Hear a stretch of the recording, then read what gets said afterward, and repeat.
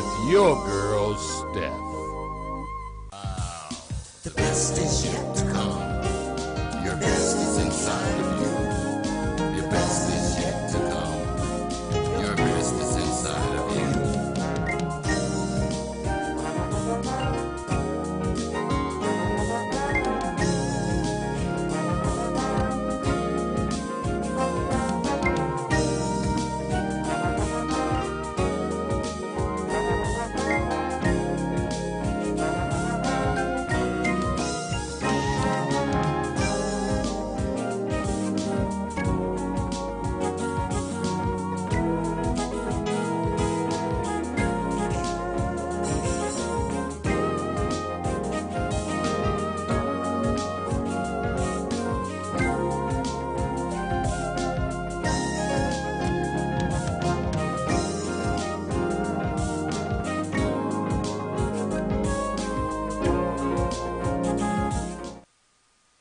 Good evening and welcome to another episode of The Best Is Yet to Come.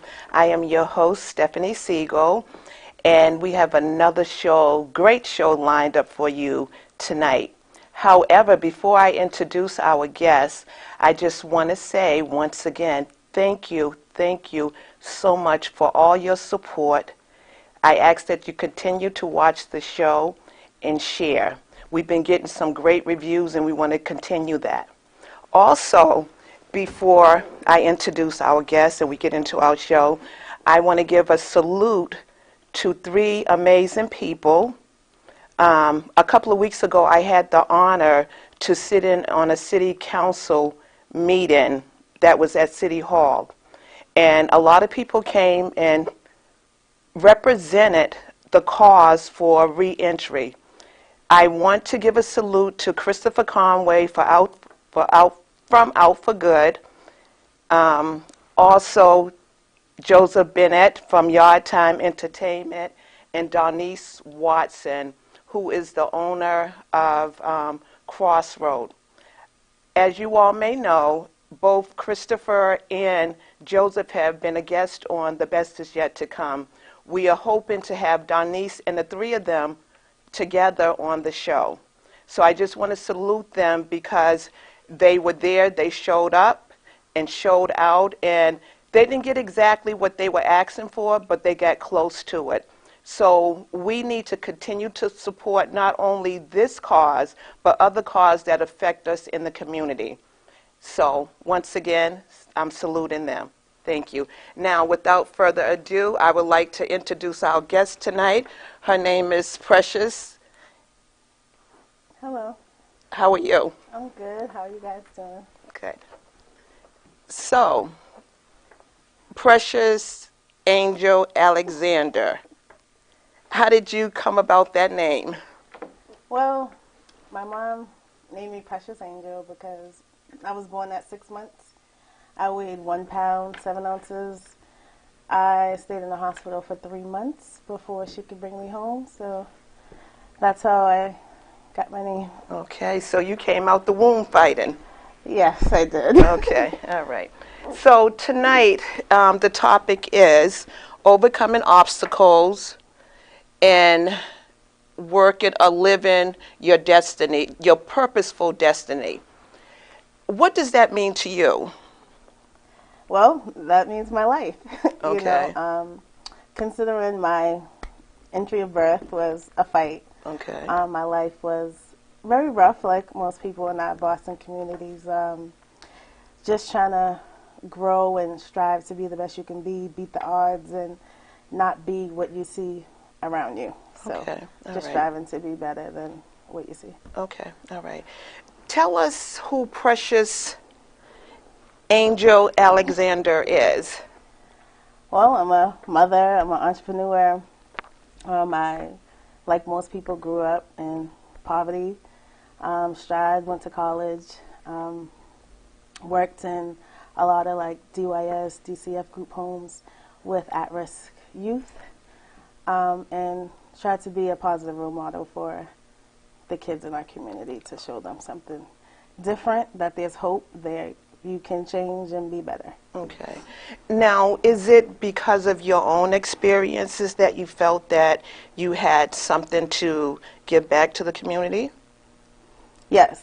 So I felt like I could give them a positive role model. Okay. You know, I didn't have that growing up. Okay. I had people who I didn't want to be like, so I, you know, decided to do the exact opposite. So I just felt like I could be the positive role model that they need. Most kids in group homes and foster care, they don't have, you know, good support systems or positive role models. So just to see someone who is young and, you know, beat the odds as they can and will, just to show them something different. Now, you know, that's when this is our second season of the show. And when the show first started, you know, it was pretty much the same platform. Like I always say, that we want to be a resource for the community. But I feel like it's taken on a life of its own, going in a particular direction. And it's funny that you said what you just said, because a lot of the guests that have, well, all the guests that have been on this show thus far, it's their own experience that have propelled them to want to do more to help our community, because they feel that there's not enough resources out there. Just as I just spoke of the three people, you know, how they, you know, fought to see a change come about with reentry. What are your thoughts on that? With reentry, I feel like there's a lot of work that needs to be done.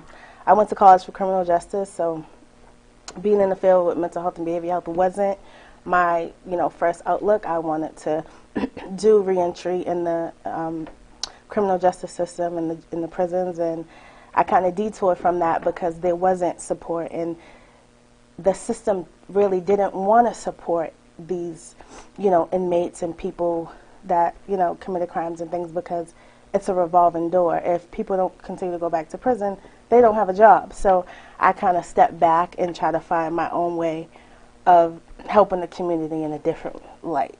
So in other words, you're trying to be a source, a resource, to be proactive. If you can make a difference in some youth life, maybe they won't go down the path, and that would end them up in incarceration. Is that what I'm understanding you to say?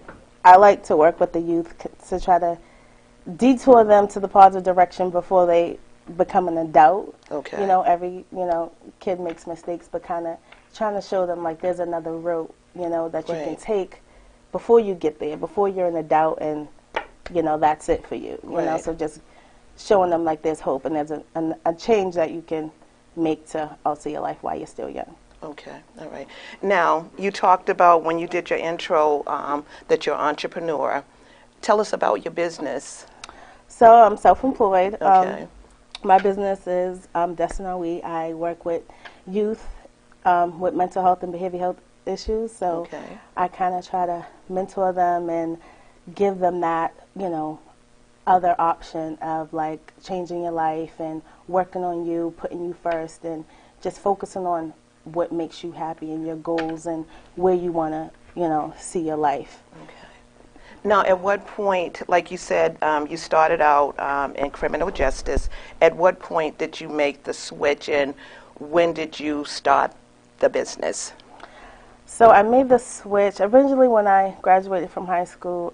College wasn't like on my mind, but I went. I started off doing business management, which was a struggle, and it just didn't come natural to me. I remember studying in the library for like 5 hours trying to, you know, make it work, and, you know, I was like, this is not going to work. So I switched colleges, switched my major, and I studied criminal justice. And when I did that, it was just, I got A's and B's, and I was like, oh wow, this is like come natural to me, so let me just do this. Right. And then I always had a passion to want to see people do better, so it worked, you know. So then with my experience of working in like group homes and DCF, juvenile prisons, I kind of always work with youth, but to work with them in the community was better because I can really work with them. When they're in a detention center or a group home, they're already like placed, so you really can't do much. You could, but it's not the same as them in the community. So once I started to work with them in the community, I just decided to have my own business, to work with them in a more positive light, to give them that hope that we all need. Right. Now, how rewarding has that been for you? It's pretty rewarding. I mean, Okay. you know, even just helping one person, just changing, you know, one person's life is enough, you know. Sometimes it's hard, you know, it's a lot of work, but it's work that needs to be done in our community, because when I was a kid, they didn't have these services, you know, even with me, you know. So I think it's great because the help is there, and it's coming from our community, which kids need people that they can relate to. Yes. That's a big thing, and when they feel like they can't relate, there's a disconnect. But when they Right. feel like they could relate, it just draws them closer, and that's when you're able to see the change some of the time.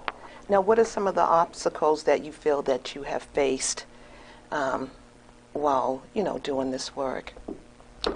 There's a lot, you know. You see some people that, some kids that they don't have the loving, nurturing family that, you know, some people have. Some kids really struggle. Some kids feel really hopeless. And, you know, that's really hurtful when a kid feels like they just can't do it. Like they feel hopeless. They feel powerless. They feel like it's impossible for them. You know, because no one ever poured into them. It's just negativity, you know.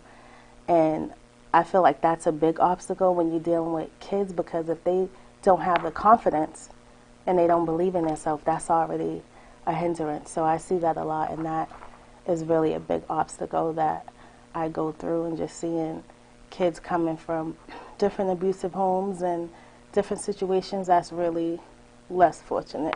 Okay. Now, what are some things that you do or have done to overcome those obstacles? So I do a lot of like self-work within themselves. You know, we go over goals. We do work where I ask them, what are some of your personal goals? Where do you see your life in 5 years? You know, I do a lot of like therapeutic work where I let them set the tone of like where you are now, where do you want to be in your future? You know, how was your past? So to try to get them to understand who they are as a person, to more so focus on where they want to be. And just because you're in this situation, that doesn't mean it's permanent. So it's a lot of like self-individual work with them. Okay. So the work that you do is not a cookie cutter, would Nope, you say? because everyone's different. Okay, good. Now, how long have you been doing this? Between working in the detention centers to now, about 12 years. Okay. So I started like pretty young. Okay. And in addition to the business and working within the community, you also are a single mom. Yes. Right. And your daughter is not 12 years old or older. No. So how do you balance all that? Definitely support of, Okay. you know, family and friends, because in this field, you know, you're out there, you know. Still putting her first, you know, spending that time with her, having her work on herself. She's 8, so, you know, pouring into her, you know, doing things with her, giving her the confidence that she needs, and kind of just helping her understand, like, this, how life could be, you know, and just making sure I really pour into her while she's really young. Okay. All right. Now, I know some people feel that to work all day with children or youth and then come home, do you see any similarities? You know, I mean, because all kids, you know, they may have, maybe, you know, because I understand being in the field, there could be days that you work 5 hours. There could be other days that you work 12 to 18 hours. How does that work into your planned time with her as a single mom? So I try to keep my day at a consistent schedule while she's in school. Okay. If I have to go a few hours over that, I try to keep it so that I'm still able to spend that time with her. I never want to feel like I'm just working, and she gets the short end of the stick. Right. So I set my day up to where I'm working a good amount of hours while she's mostly in school. Okay, great. And a few hours after that, if I have to do, you know, a few sessions, I make that work. but then she always gets my time. Okay, good. You know. Good. All right. In addition to the business that you mentioned, you also have Angel. Is it Angel Apparels? Oh, Precious Angel Apparel. Okay. So I grew Tell up us in about church. that. Mhm. God was like, I felt like just from birth, God had a plan for me. So I always was close to God. I grew up in church, going to church, reading the Bible, you know. And I decided that I wanted to have a clothing line that was faith-based. Okay. And I started doing that probably about, I want to say like 2 years ago. Okay. Just because I didn't see it. You know, I see people with their clothing line during the pandemic. Everyone's pushing the business. I'm like, I want to do something different. You know, I want people to, you know, see God, see, you know, wear their, you know, spirituality on their sleeve. So I wanted to really make an impact on that level, Okay. you know, because you really don't see that. You know, you see all kinds of cute shirts, outfits with these different quotes, but nothing comes from the scripture. So Okay. I wanted to bring that aspect. And how's of it. that going?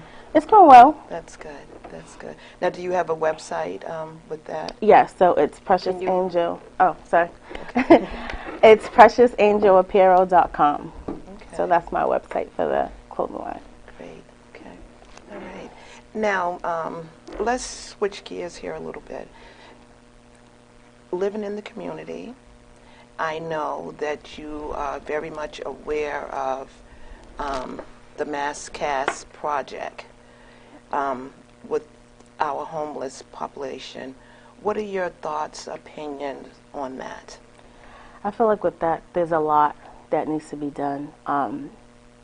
And we need resources, we need funding to really get to the root of the problem of the addiction and just the homelessness. I don't think it can happen overnight, but I feel like more needs to be done than what has been done. I know they took the tents down, but that's still a place when you even drive through. It just gives you a sense of like gratitude of life, but really sad to see, you know, these people living like this. I feel like a lot needs to be done. You know, we're building all around the community, all these buildings, condos for in the community, but what about the people who really don't have anywhere to go? Right. You know, we can build shelters for them. You know, it doesn't just have to be building condos, building buildings, building office spaces that are overpriced in the Boston area where people really can't afford to live. Right. And then on top of that, that many people just segregated in that area of homelessness and addiction is a problem. There needs to be way more resources than we have. Now, one of the things that I do know, because I'm right there in the heart of it, and something that I've talked about with my other guests on here, or some of my other guests, and the motto is housing first. I understand that housing is a big factor and a very important factor in one's life, but my personal opinion is if the underlying issues are not addressed, then it's just going to be a revolving door. I often, and I voice this not only to the guests that are on my show or to people that are listening, I also voice this to the powers to be. I feel like a lot of time when we do things like this, and I say we because it's in our community, like I said, I'm right in the heart of it. I do work there. And I feel a lot of times we are just setting people up for failure because we are not addressing the underlying issues, the substance abuse, the mental health issues. I feel like those things need to definitely be addressed too. It's almost, in my opinion, that let's just move them away so the eye can't see them. Let's move them somewhere else. But it continues. What are your thoughts on that? I do agree with that. A lot of it is mental health. Like when you think about the root issue of it, no one just woke up and said, I want to be a drug addict, you know? And I feel like people look down on them because of their circumstances. The mental health definitely needs to be taken care of, and as well as treatment.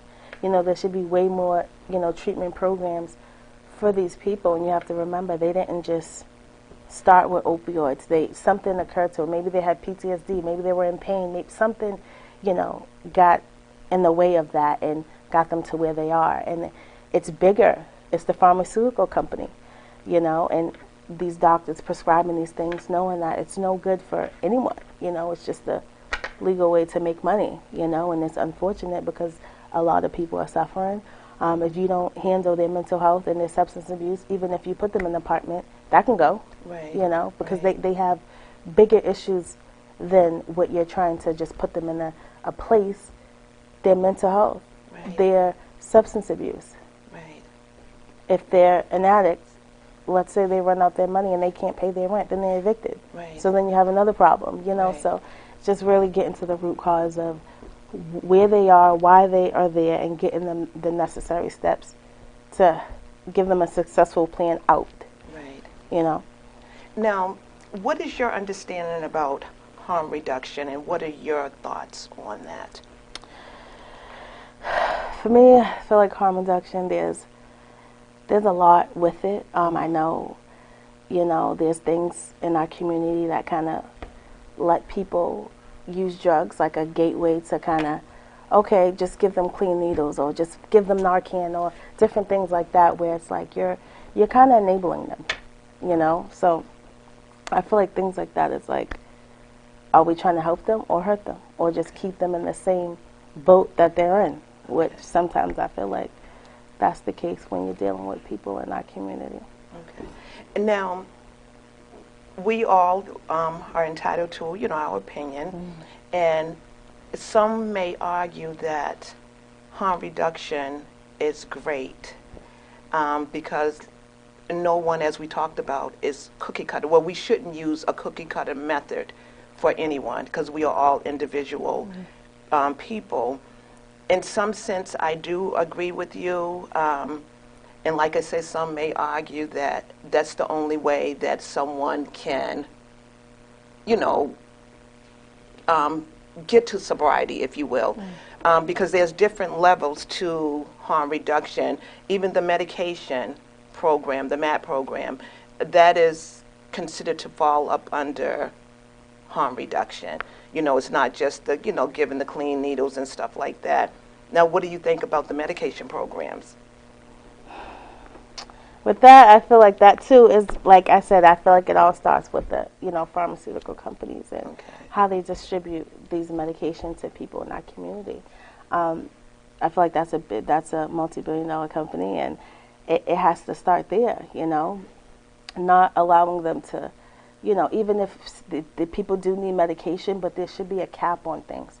There should be limits to each individual when it comes to dispersing all these medications and the risk of it, you know, in addition to dealing with your mental health. It shouldn't just be, not saying that it's easily accessed, but it shouldn't be accessed. I think there should be levels to the care that you get, you know, the quality of the care. If you need medication, okay, you should have, you know, deal with someone for your mental health, and there should be, you know, just levels and stipulations behind it. It shouldn't just be, you know, free, not free, but like Just given, given, readily given. Yes. right. I know when I was in school and I did my internship, this was many moons ago, I did an internship at the Andrew Detox, which is no longer, well, it's not no longer in, on what is it, Long Island shelter. That place is closed down. When we had someone to come in, they started on a particular dose and they would taper it off. You don't see that too much now. They would start on methadone, or I don't even think they were using Suboxone at this particular time, at this particular detox, but they would start on methadone, and then they would be tapered off. Within a week's time, they would be tapered off. You don't see that too much these days. No. And that's, you know, unfortunate, because what we see is that people then become addicted to the medication that they are prescribed. Right. And then also just working in the field and, you know, talking with people that I counsel, you will hear a lot of them when they can't get that, or the dose is not high enough, they still get high. And they're getting high with stuff that fentanyl is in it, Right. you know, man-made. So what do you think that we can do as a community to help make those changes that are needed, that we all talk about that's needed?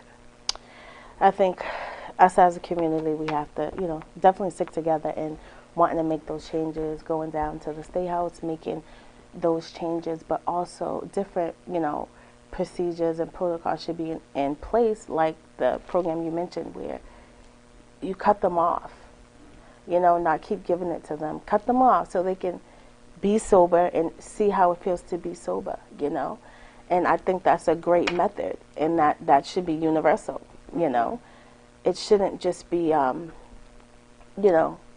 take it, increase it, back, give you something else to replace that. It should really be tapered down, because the goal is sobriety. But how can you expect someone to be sober if they're not sober, if you don't, Right. And I think that it has kind of gone, and I'm not saying that at some point someone thought that this was a great idea, and maybe there was research done and it proved to work, but I see a lot, instead of it being decreased, the goal, at least from the clients that I work with, is to have it increased, their dosage to, be increased.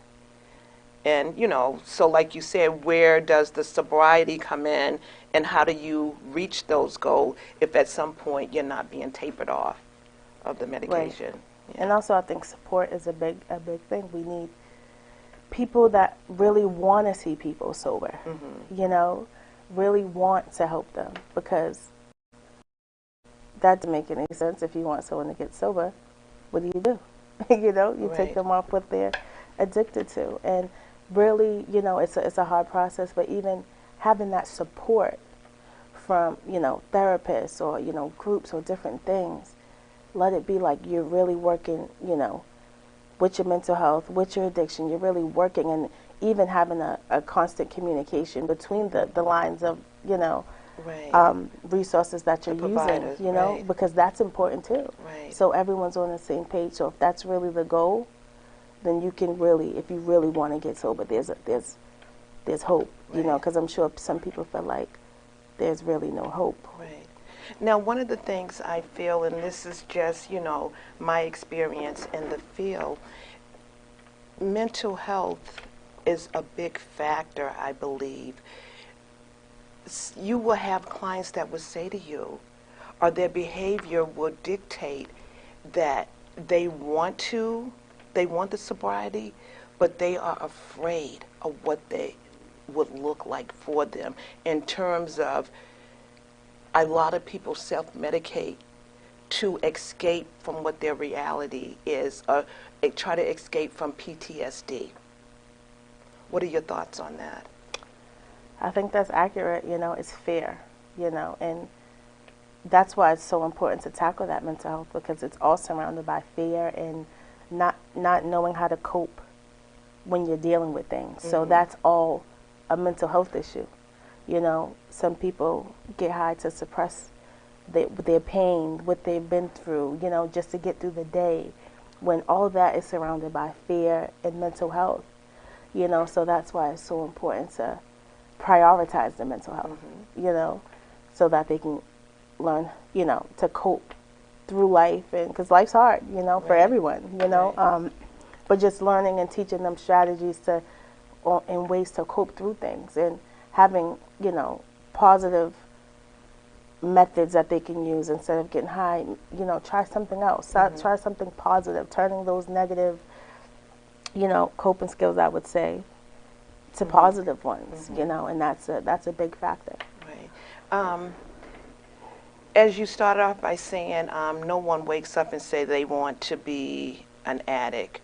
And I feel that it comes a point in time in a lot of people's life, it's no longer about them getting high. It's more about them surviving. The fear of, and statistics has shown too, that people can die from certain opiates, withdrawal and stuff. So I think a lot of time, the people that we service, it has gone beyond them just, doing it just to get high. Yes, maybe still to suppress things, but also if they don't, then the fear of dying, is there, and that's real. What do you think about that? I mean, what are your thoughts on that? As you said that, I just thought about the program that you used to work in, because that's why it's so important to slowly taper them off, so that it's a healthy method, not an unhealthy method, because we all know with drugs and different opiates, there's sicknesses that come with that once you're weaned off. So just being proactive and strategic on how the medicine or the drug is tapered down, and that's why that is, so important. Okay, all right. In your own personal life, have you, a loved one, dealt with mental health issues or substance usage that you want to, talk about or share? And what did that look like, if so?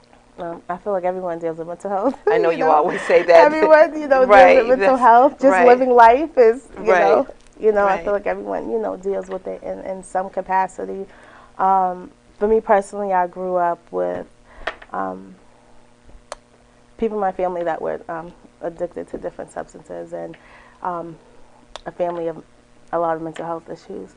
So it was always around me. And that's the connection that I've seen growing up, where the mental health wasn't addressed, drugs were introduced, and it was just a gateway, and that's kind of like how I grew up. So I've seen it on, both hands, untreated mental health and,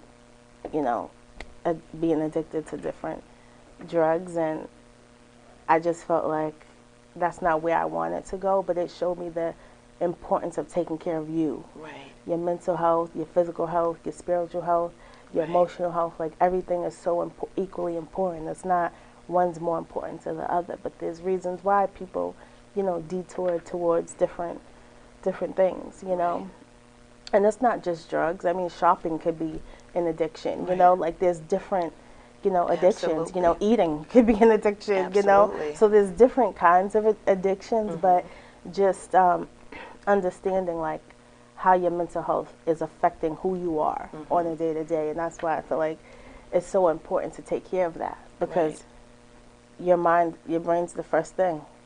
Everything else kind of falls after. Right. So I think mental health is very important. As a kid, there wasn't any therapist in my home, or, like no real service.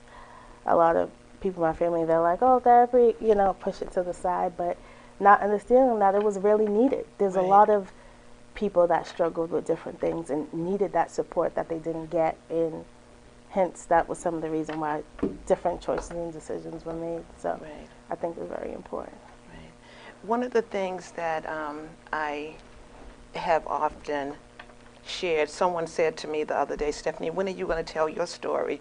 But I feel like, because we all have a story, I feel like each time I have a guest on, something about their story I can personally relate to. And one of the reasons why I'm so passionate about this field and what I do is, especially like with the re-entry, and I talked about this, I forget whether it was the first show or the second show, but I talked about this. One of my older brothers that was I love them all, but he and I was so close. And to see his life spiral out of control because of substance use, and that's what I thought it was initially, but as I learned more and more about the field, clearly there was some underlying mental health issues that had not been addressed.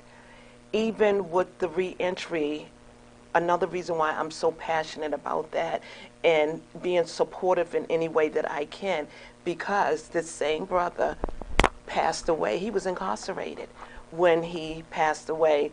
And a lot of his crimes that he did, they were petty stuff, you know what I'm saying? I mean, not justifying what he did, but it was, petty stuff. And it was like a revolving door. And I just said the other day that, speaking to someone, I feel that if a lot of services that we have in place now, and there is still a lot more that is needed, but if we had some of those services in place when he was incarcerated or kept being a revolving door, maybe things would have looked different, for him. So, like you said, we all have some form of mental health. I mean, and I've even been clear about, I've gone through my own depression, maybe not as severe as someone else. And what bothers me with that, certain communities, like you said, in your home, there wasn't therapy. In our community, I think we've gotten better, but we still need to get even better, because a lot of us feel like, oh, therapist, mental health, that's taboo. What goes on in the home stays in the home. But if the help is on the outside, then that's where it needs to be. We need to change our narratives when it comes to that. You know what I'm saying? Because it's just so important, like you say, about taking care of self. I believe in that balance, and you said it so well. It all has to be in place. Spiritually, emotionally, physically, all that. I agree 100%, with you. And, I feel like it's going to take all of us, like you said, to come together. And it's not going to happen overnight. But if we keep chipping away, eventually we will reach, the goals that we set out to meet. Right. Yeah.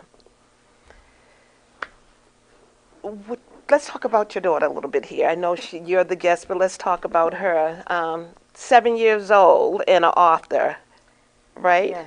Yes. What was that experience like? Well, that started during the pandemic. Okay. We were all shut down. And we were just thinking of ideas. I was worrying about the clothing line, and I'm like, what do you want to do, And she goes, I want to write a book. And I'm like, a book? About what? She's like, money. I'm like, oh, okay, let's figure this out. So we started to write the book, and, she gave me the ideas and the pictures and what she wants things to look like. And we worked on it for about a year. Okay. Now she's 8, and we published the book last year. And that was good. That was a nice accomplishment. Sometimes I still can't believe it. My daughter's 8 and she's an author. But her book is called Money is a Gift, and it teaches kids about money and how you have to earn money. It's not just giving, because, some kids feel like it just falls off the trees. Right. So, it's about money, and it teaches kids how to save, invest, tithe, and donate. Okay. I try to instill those things in her about money. Mm-hmm. So it's a good way to a good resource to teach kids about how you have to earn your money. Okay. And then you can, buy things that you like and save it. Like I said, we go to church, and she tithes her, her money, and she donates, some things, and just trying to teach her the gratitude of money, that it's just not about spending it, or keeping it. Sometimes she wants to save hers and spend mine, but I'm like, no, you have your own. Right. But just teaching her the value of money. Okay. So that's now, if one wanted to purchase her book, where could they get her book, if you could? Okay, so her book is sold on Amazon, Target, and Barnes and Nobles, and it's called, Money is a Gift. Okay, great. Now, let's go back to the work that you do. Do you kind of use some of the same techniques? Do you find the techniques that you use with your daughter kind of the same that you use with the children, the kids that you work with, the youth that you work with, and vice versa? And how do you balance that? So sometimes I do. She's 8, and some of the kids that I work with, they are like teenagers. So I can use some things, but I just try to find the value in each kid that I work with. Okay. And I balance it by just teaching them, like, self is important. Put you first. Deal with your mental health. Deal with your spiritual health. If you have it. Your physical health, like, just deal with you as an individual. So I try to use that to, build confidence, build self-esteem, build, like, a way out, if you will. Okay, all right. Now, how involved are you with the children that the youth that you work with, how involved are you with, like, their school, the court system, different other providers that may be involved in their lives? So mostly, yeah, I am involved with the school. Any like community supports, family supports, courts if needed. Some of them don't require the court, but some of them just require, DCF or different things like different other collaterals of therapy and different things. And what I try to do is find something for every kid that I work with to do in the community, whether it's a job, dance, something rooted in the community for something to do, whether it's an after-school program, but really getting them involved in the community that we live in. Okay. Now, why in the community? The community, because this is where it all begins. And like our community, yes, we need work, but we've come a long way as far as like providing services. A lot of people have different businesses and there's a lot of resources that we have within our community. And it's no better than to be involved with the community that you live in, to, build relationships and rapport with different people. You never know, who you can meet, where that relationship will go. Right. So kind of working with them in the community like that. So almost, if I understand you correctly, like fostering the ideal of taking care of self, but also taking care of the community where you live. Right. Pouring back into the community. Yeah. Okay. Because I find that a lot of people in our community, whether everyone has a story, they always want to go back to where it started for them, which is in our community. So I think that's what better way is it to work with the kids that live in your community. Right.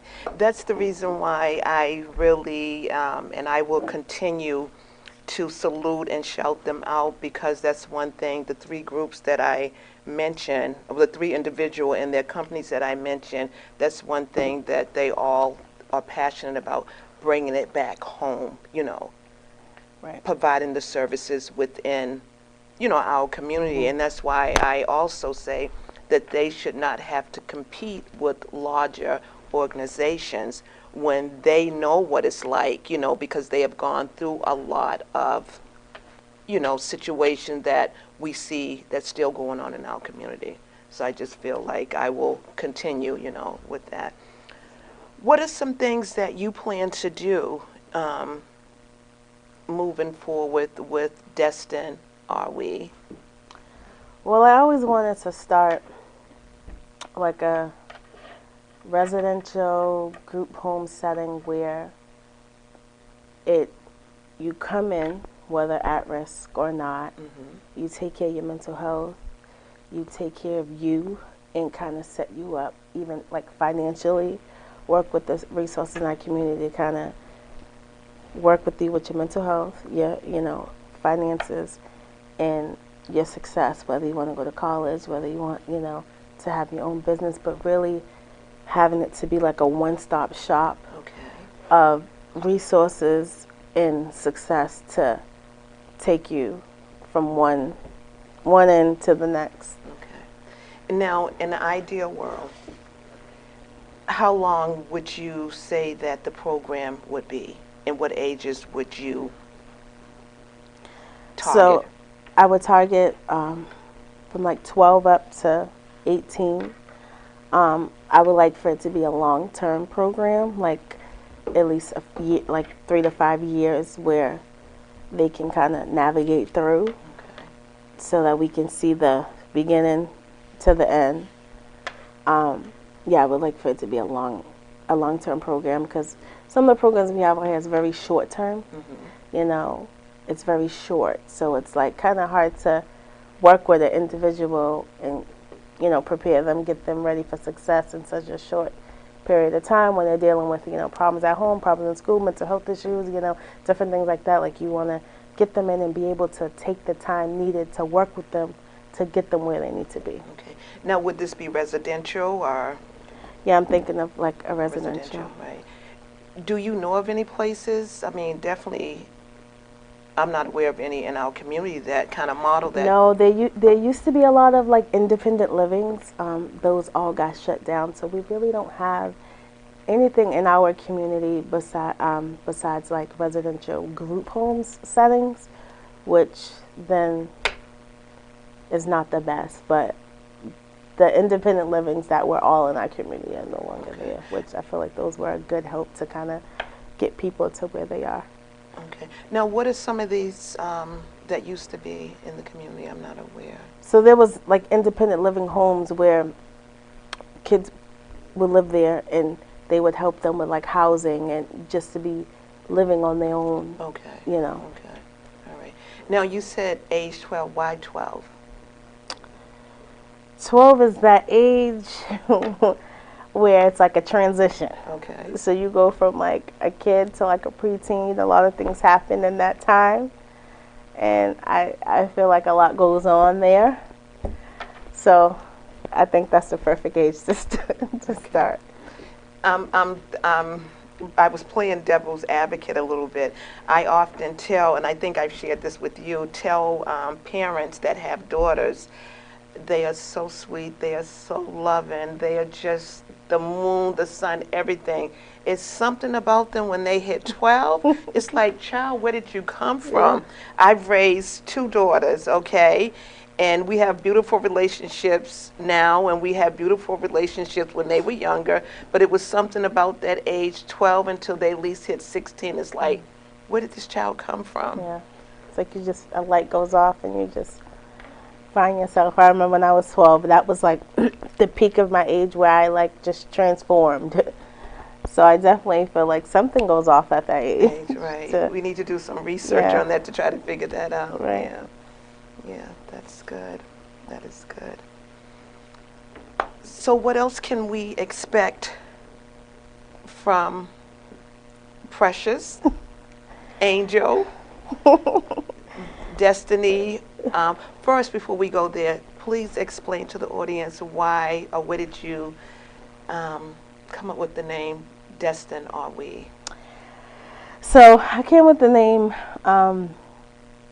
Destined Are We because I always like to be different. So, and just to say that we're all destined for greatness. I didn't want to put it like destined for greatness because that sounds like so cliche, but you know, we're all, you know, destined for greatness, and it's not just you, it's not just, you know, me, it's we collectively, you know. So I came with the name to just give the hope to know that we're all destined together, and as long as we're in this together, we can make it through, and kind of just give hope. Okay. So if a mom reached out to you, she has a 12-year-old preteen, she's pulling her hair out, this child is staying out past her curfew, smoking and doing things that her parents can't believe that she's doing. What kind of support do you lend to situations like that? Definitely come in. You know, usually I work with like a clinician, and we provide like intense, you know, home therapy, where we're coming in the home, we're working on both mom and the daughter, not just the daughter, you know, but the family as a whole, because it's, you know, we're all a reflection of our parents, whether you like to admit it or not. But, you know, work with her on like respect is a big thing, because if she's staying out late, she's not respecting mom's rules, boundaries. That's a big thing, and just really being honest and sharing with her options. You know, a lot of now in the system today, the kids have a lot of power, and a lot of parents feel powerless, but the parents do have options, you know. Sometimes they're not the best, but they do have options to ways they can navigate to kind of support them and support the kids. But I would definitely work with her on like what's the root cause of why are you doing these things? Why are you disobeying your mom? Why are you falling into all these things? Because a lot of it can be like peer pressure and things like that. So just kind of get into the root cause and kind of help navigate as a family to work on making things better. Now, you just said that parents have options. They are not necessarily the best options. What are some of these options that are out?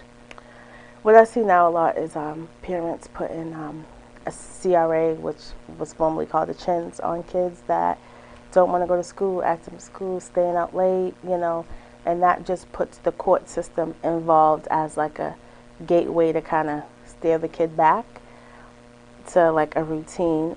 That can be a good or a bad thing. Some kids, they follow it, it scares them a little bit, and they're like, oh no, I don't want a probation officer, I don't want someone watching me, or, telling me I have to come in at 5 o'clock, or whatever the, stipulations are. And then sometimes it doesn't work. The kid still rebels, and they can end up, locked up, or, in a residential program. So it's good and bad options, but that's one that I see a lot used. A lot of group homes, some parents get fed up, and they just feel like they can't take anymore. It's too much, and they put some of the kids in group homes where they'll stay there for about a year, 6 months to a year, and then they come home, and hopefully that, changes the dynamic of the, different things that the kid was doing. So there are some options. But again, like giving the kids another outlet to, instead of hanging out with friends, maybe join a dance group, maybe join something in the community. There's all different kind of resources that we can take advantage in our own community.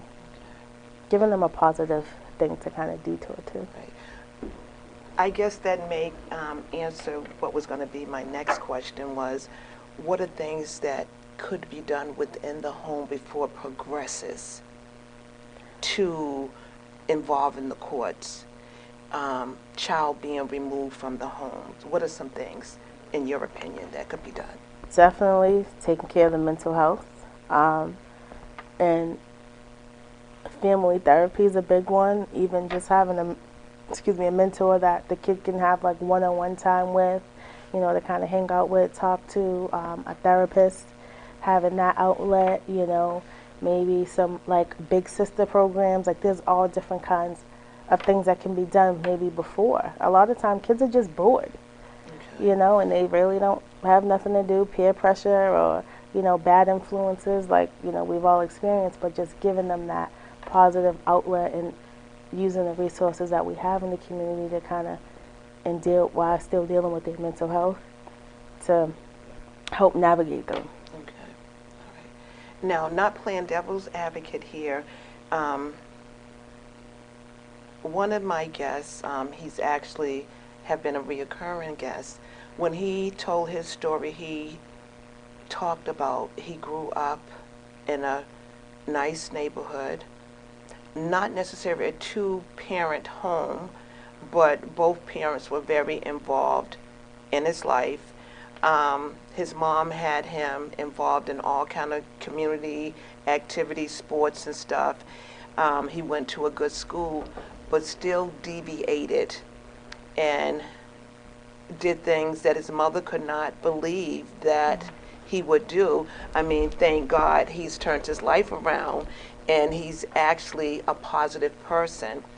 But what would you say to a parent, like, come to you and she said, I have this child in all kind of activities, we have meals together, I have him in the best schools, I'm doing X, Y, and Z, I'm trying to be the best parent I can possibly be, but this child is still, what would you say to a parent that came to you like that?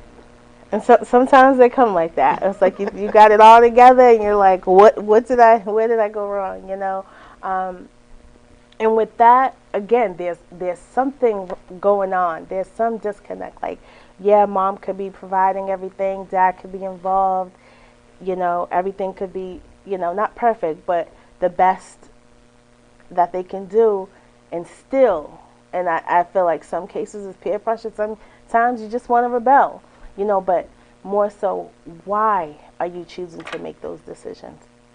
Like, what is it that you feel like you're not getting? Because it's something that a kid feels like somewhere is lacking. And sometimes that's hard to express or, talk about. But getting down to the deep root of why you're doing these things. Because we all have a why we do the things we do. And if you don't know why you're doing it, then maybe you should be doing it. But just really getting to the why why are you doing these things? How are you feeling? What's going on with you? So it's trying to get to the deep root of that, and maybe it will be something that mom had no idea, but just really getting to the root of the why. Okay. Well, one of the things I try really hard is to be transparent. And like I say, so many different stories that have been shared here. At some point in my life, I was able, if not had a similar situation, I could relate to it myself. I was speaking of this gentleman, this young man, but I too experienced that with my oldest son. I mean, and they too were friends. That's how I came to know the young man that was on my show. My son lived a similar life, and he took some wrong turns, and he and I, I've always tried to be open and allow my children to be open with me as long as they come in a respectful way. And I've had plenty of conversation with him. Thank God he's gotten his life on track. He's a father of two. But I would ask him, how is it that you grew up in the same, and I never tried to make them feel like, oh, they're all the same, because they are each individual. And I, love them all the same, but tried to give them that individualized attention. And I would have conversations with him and ask him, well, why would you do some of the things that you did? And he would say, Mommy, it had nothing to do with you. You were a great mom. However, like you said, that peer pressure, once you leave home, that peer pressure out there is really strong. It's real. And I'm like, well, what could I have done differently? And he would say to me, Mommy, it's nothing that you could have done differently. So how do we as parents, I don't want to say win against peer pressure, but for lack of a better way of saying it, how do we? Honestly, I don't think you do. Okay. I don't think you do, because the power of influence is there, and it's going to be there no matter what. I think the best thing to do is teach them.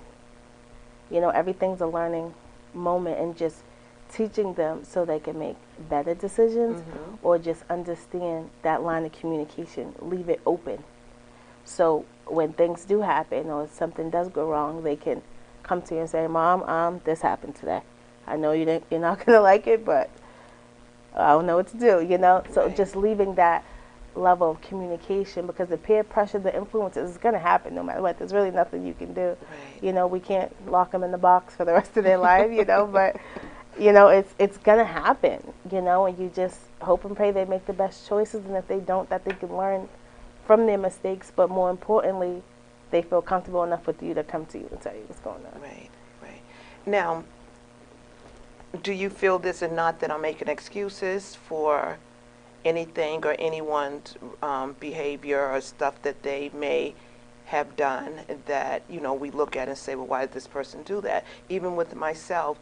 But I feel that some things that, when I even look back on my childhood and my growing up, some things that I did, whether it be right or wrong, I think it helped shape who I am today. There were consequences. Sometimes, those natural consequences are the best teachers. And like I said, I can even look at my life and some of the things that I did. I'm sure that my grandparents, because I was raised by my grandparents, was like, what was this child thinking? But it also, like I said, shaped who I am today. What are your thoughts on that? I think that's true. Definitely, everyone's going to make mistakes. Everyone's going to detour. No one's going to have just a perfect, straight, narrow life. Those influences, the peer pressure, all that shapes who you are, and it makes you stronger in the end, because the lessons are to be learned from. If you're not learning from the lessons, then what's the point? That's how you grow. But just really just focusing on learning from what you do and learning why you're doing it, so Okay. just understanding, why you're doing things. Okay. All right. Wow. That time has flew by. We have a couple more minutes, so before we wrap this up, I would like for you to leave some parting words with our audience, if you will. I would say, no matter what you do, no matter where you go in life, just always strive to be the best person that you can be. Never stop giving up, never give up on yourself, and always work on making you better and really take care of your health all around. Thank you. Well, thank you, Precious, for being our guest tonight. And as we wrap up another show, this time just flew by. Wow. As we're going to have you back on again. As we wrap up another show, in closing, I bid you peace, love, and blessing. And remember, the best is always yet to come. Thank you.